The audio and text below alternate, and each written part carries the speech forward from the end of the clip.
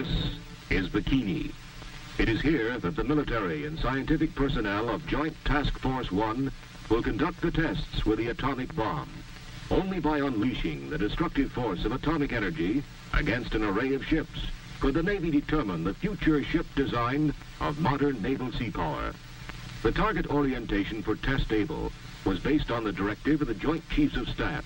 It required that the 90 ships anchored in Bikini Lagoon be so disposed as to secure graded ship damage ranging from maximum to minimum. The battleship USS Nevada, bomb aiming point, has been anchored at the exact center of the target array. Here to witness the completion of preparations is the President's Evaluation Commission. They will report the tests to the Commander-in-Chief. Lashed to the decks of ships are samples of military supplies and equipment. Airplanes, jeeps, trucks, and tanks, themselves targets on target ships. Animals were placed aboard some of the ships to substitute for military personnel. A study of their future life history will provide invaluable information.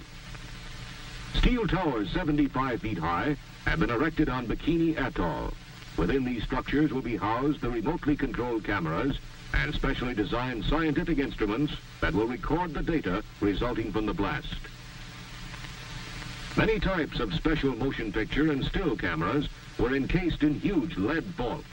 These unusual enclosures, built of reinforced concrete to withstand the primary blast action, were lined with thick sheets of lead to protect film from the effects of radioactivity, which would otherwise fog the sensitive material.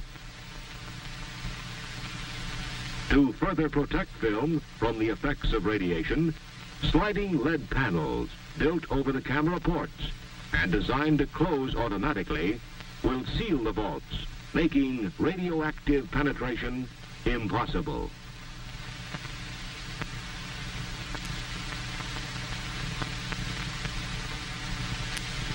The immense task of transferring personnel and the vast quantities of supplies, instruments, and special equipment from Kwajalein to Bikini was relieved by PBMs of the Naval Air Transport Service. Secretary of the Navy James Forrestal comes aboard the USS Mount McKinley and is greeted by Vice Admiral Blandy, commander of Task Force 1.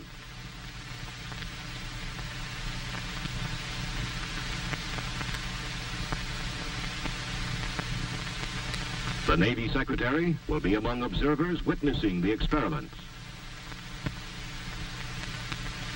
Preparations are now complete and crews abandon their ships. Shown here is Captain Low H. Bibby, commanding officer of the venerable old battleship USS New York.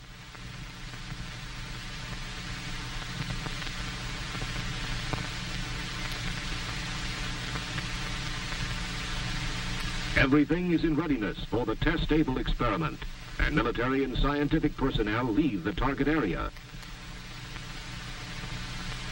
On Able Day -1, command ships proceed to an area approximately 14 miles from the lagoon where the blast can be safely observed.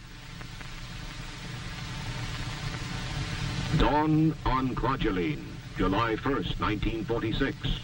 This was Able Day. Army Air Force camera, observation, and weather and instrument planes prepare to take off. The B-29 and C-54 photographic planes bristle with cameras of every type and description. With almost 500 cameras trained on the blast, the test will be photographed from every possible angle.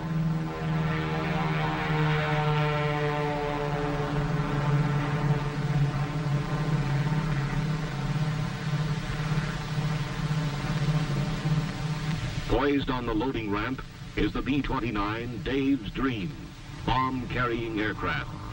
Army engineers of the Manhattan Engineer District have assembled and loaded into the huge plane the bomb that will be dropped on the target fleet anchored in Bikini Lagoon.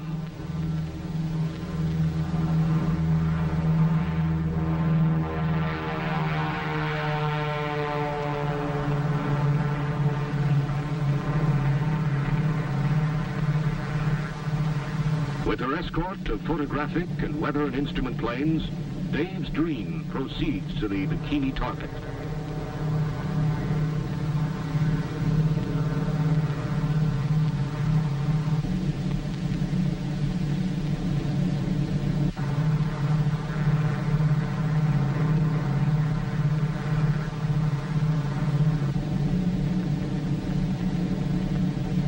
On EB Island, Navy camera planes, huge PBM flying boats, are loaded with still and motion picture cameras.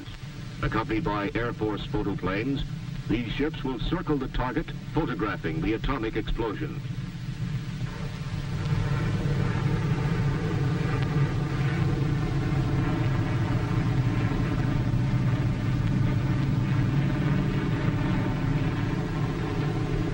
At Eniwetok, Army Air Force drones are preparing to take off. These pilotless planes will be guided through the center of the cloud column to record scientific data, as well as to provide valuable information concerning the effects of the blast upon military aircraft.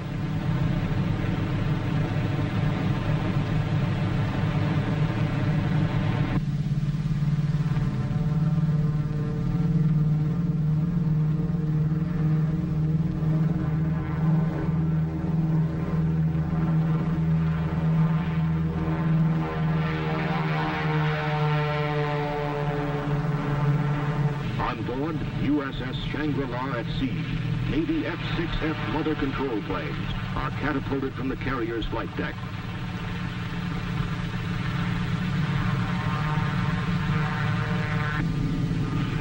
When the monitoring planes are properly located over the ship, the drone aircraft are launched and temporarily guided from the carrier until control is picked up by the planes in the air.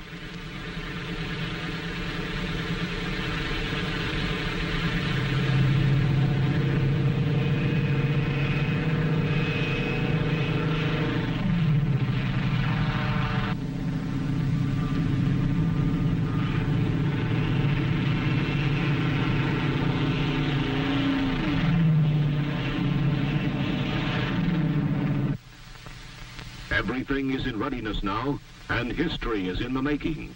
Observers at sea impatiently await the blast. 0 hour rapidly approaches, and cameras start to grind. Just before the explosion, blast gauges are parachuted into the target area from weather and instrument planes.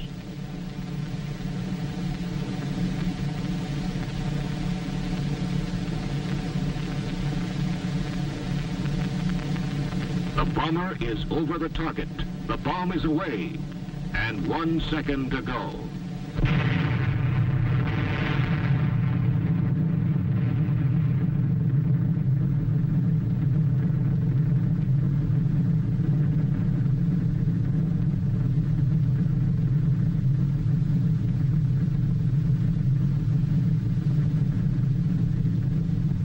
In the following view, the blast will be seen as was photographed in slow motion.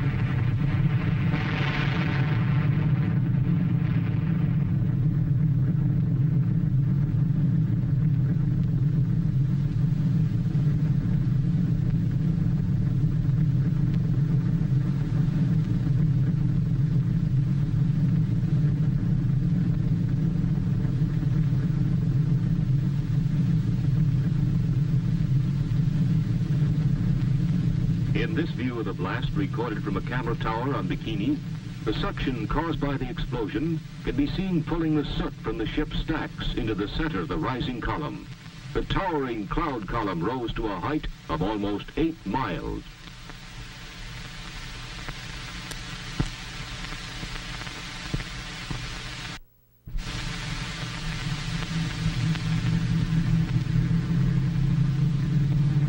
After dropping the atomic bomb, the B-29, Dave's Dream, returns to her base at Kwajalein.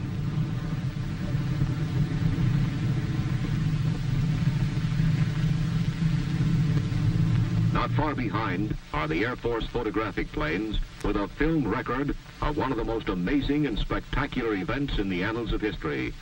Cameras are removed from the planes and the exposed film forwarded to photographic centers for processing and distribution.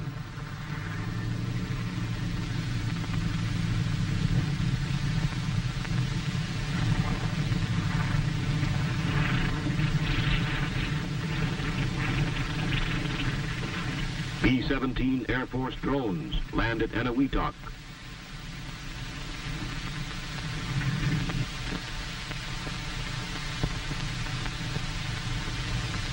These planes, guided through the center of the cloud column, gathered radioactive dust particles in large filter bags suspended from bomb racks.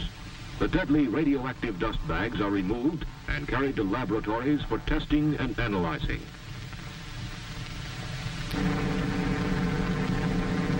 Navy F-6F drones, flown back from Bikini by mother control planes, prepare to land at Roy Island.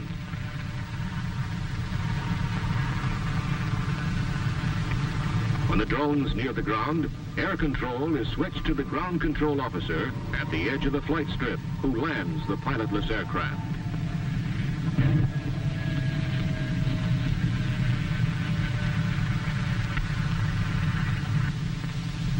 Like the Air Force drones, the Navy fighters carried air scoops containing special filter papers for determining the concentration of radioactivity in the cloud column.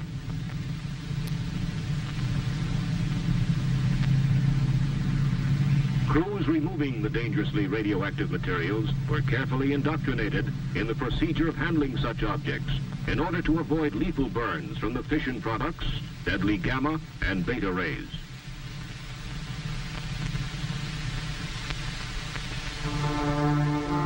Meanwhile, at Bikini, inspection parties make a preliminary appraisal of the damage to the target fleet. Burning from fires started by the low-order detonation of torpedo warheads is the aircraft carrier Independence. The light carrier was heavily damaged. The blast struck the ship on the port quarter, warped, buckled, and carried away light plating and pushed up the flight deck so that it looked like a rooftop. The Independence-class carriers are built on lightly constructed cruiser-type hulls, which accounts in part for the heavy damage.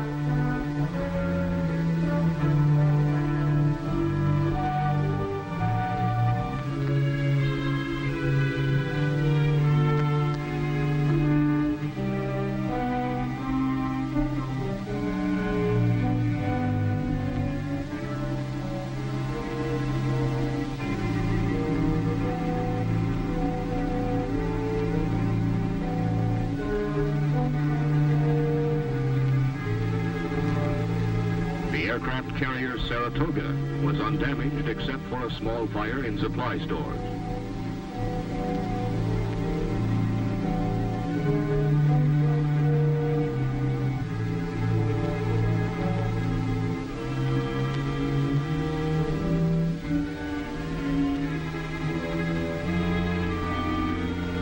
The battleship Nevada, target ship of the array, suffered moderate superstructure damage, and the deck aft was buckled.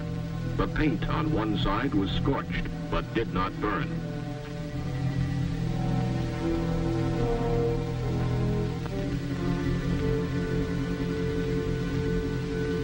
The period between the Test Able and Test Baker experiments was an extremely busy one.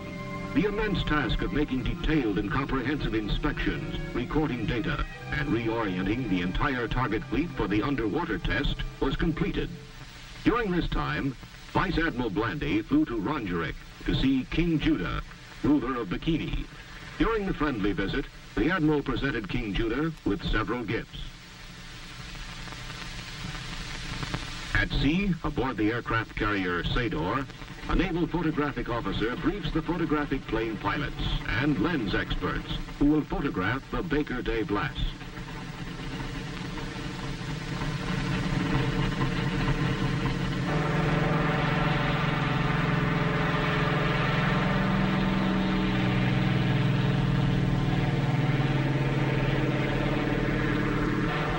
Also taking off from the carrier are control planes that will guide the radio-controlled drone boats.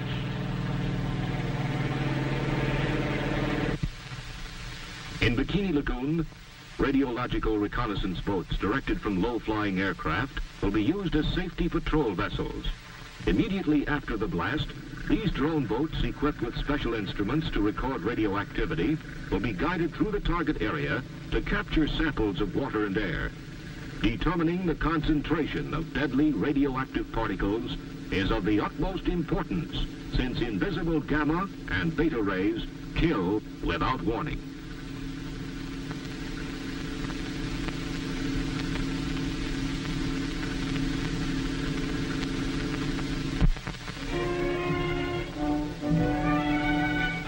Aboard the firing ship USS Cumberland Sound, the Los Alamos group of the Manhattan Engineer District enter the timing laboratory, where the radio transmitters and specially constructed instruments for detonating the bomb are located.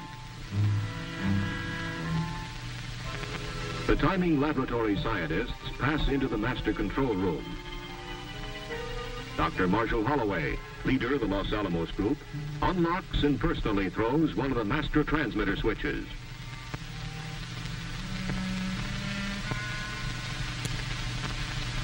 The timing laboratory is a complex interlocking system of radio transmitters, timing recorders, and scientific apparatus. As H hour approaches, generators are started, transmitters warmed up, graph cards and time recorders changed, and everything made ready for the blast.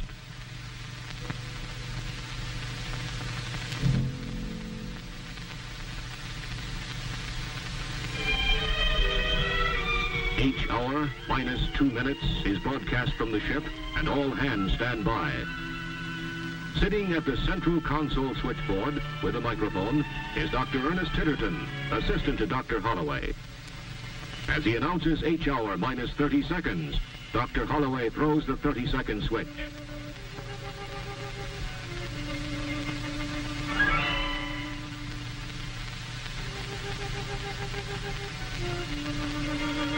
Dr. Titterton at the automatic firing panel board prepares to broadcast the last 15 seconds. 15, 10, 5, 4, 3, 2, 1, fire.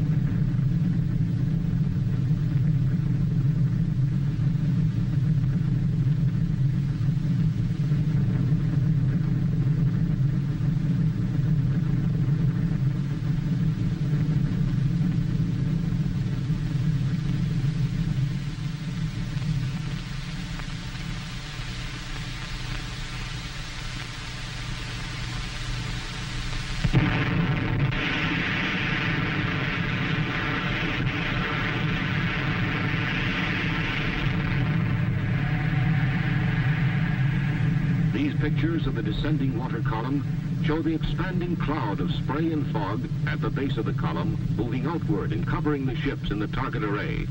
Great quantities of radioactive water from the column descended upon the decks of the nearby vessels, and ship hulls a mile away were drenched by the wall of foaming water. This wall of lethal spray and fog eventually covered the entire target fleet.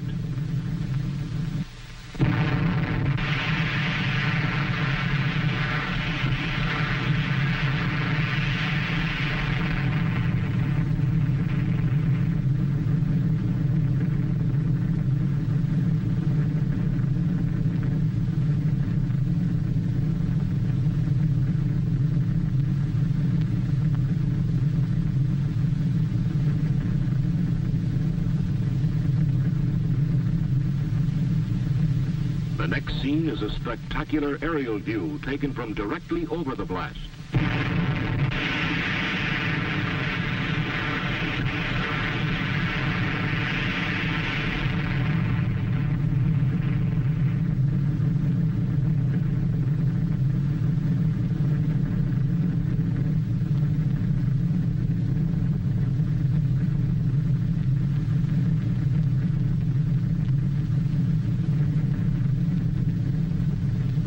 of the drone airplanes flying over the target fleet after the blast.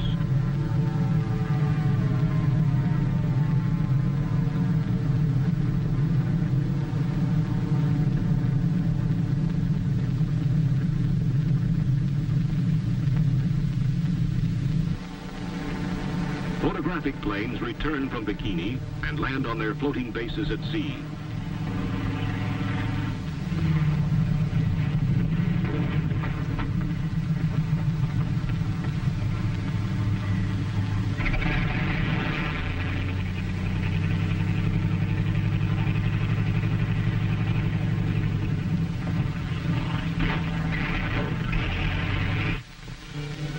Cameras are removed and the exposed film forwarded to the Naval Photographic Center in Washington, D.C. for processing. Despite the presence of radioactivity, safety patrols immediately entered the lagoon for a preliminary appraisal of the damage.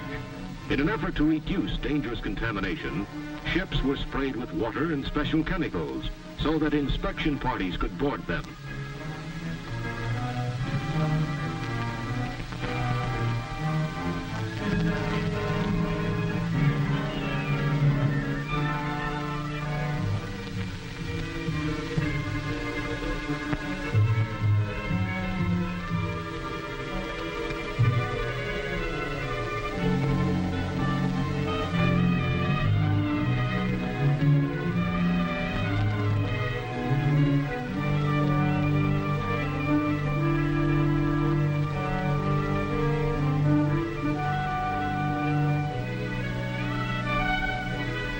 The destroyer Hughes, her hull ruptured by the blast action, was beached on Enu Island in sinking condition.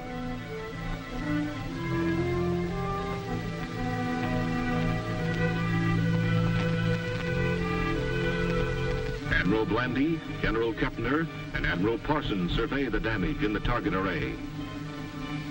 Shown here is the Japanese battleship Nagato, which flooded and capsized 5 days after the blast.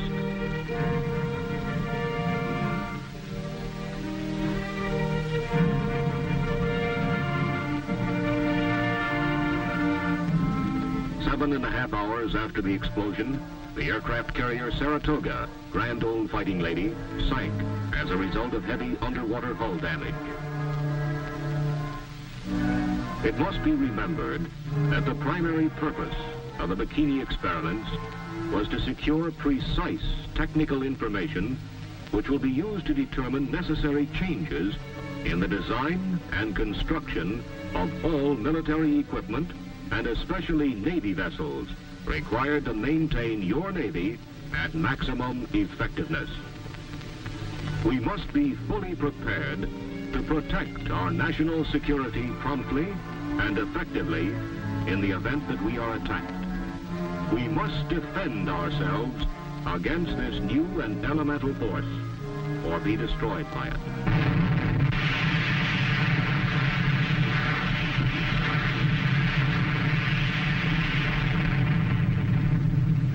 This is Crossroads.